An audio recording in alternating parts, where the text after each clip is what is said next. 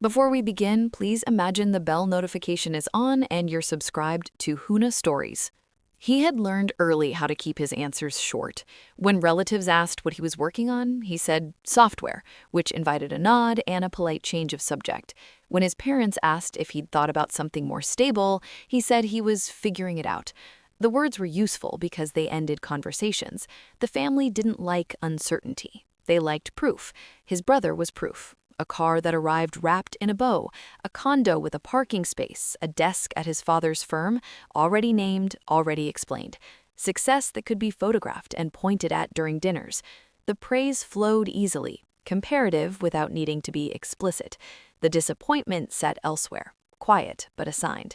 Thanksgiving was held at a bar this year. Neutral ground, his mother said, easier for everyone. He arrived on time, he always did. The bartender recognized him from previous years and slid a glass of water across before he asked. The room filled with familiar shapes and voices. He listened more than he spoke. When someone asked what he was doing now, he answered with a sentence that contained no verbs likely to be challenged. The toast came after the second round. His brother stood confident, glass raised. He said the right things about gratitude and family. Then he smiled in that way that suggested generosity. "Maybe someday you'll catch up," he said, looking at him friendly enough to pass.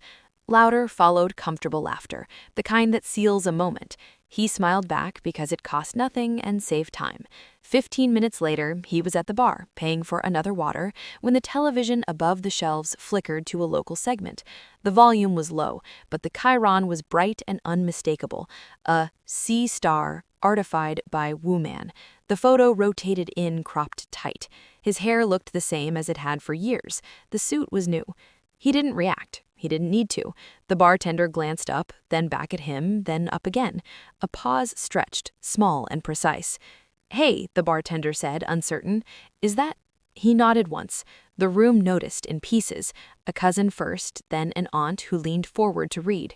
Someone asked whose company it was. Someone else answered before he could. His brother turned. The whisper was close, almost private. "Wait, that's your company?"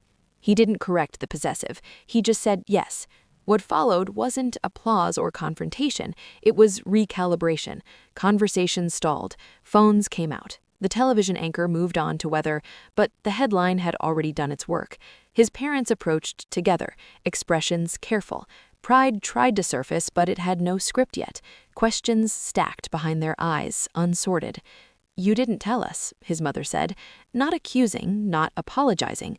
"I didn't think it mattered," he replied. The truth felt accurate without being sharp. Authority arrived without him inviting it. A reporter's voicemail came through, then another. The bartender asked if he wanted the sound up. He declined. By the time dessert menus appeared, the room had split into two currents, those trying to connect themselves to the news and those avoiding it. His brother sat quietly, glass untouched.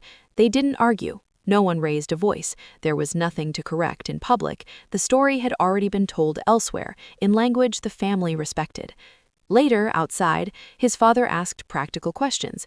Taxes, advisors, timing, the way he always did when something became real. He answered some of them. He didn't answer all. In the weeks that followed, messages arrived framed as congratulations, but carrying old assumptions, offers of advice, requests for introductions, suggestions about what should come next. He replied when it made sense. He declined when it didn't. Nothing was resolved. Not really. The family lettered a new fact, not a new way of seeing. Pride replaced disappointment, but the scale remained. He didn't correct that either. Vindication, he found, wasn't a feeling. It was the absence of the need to explain.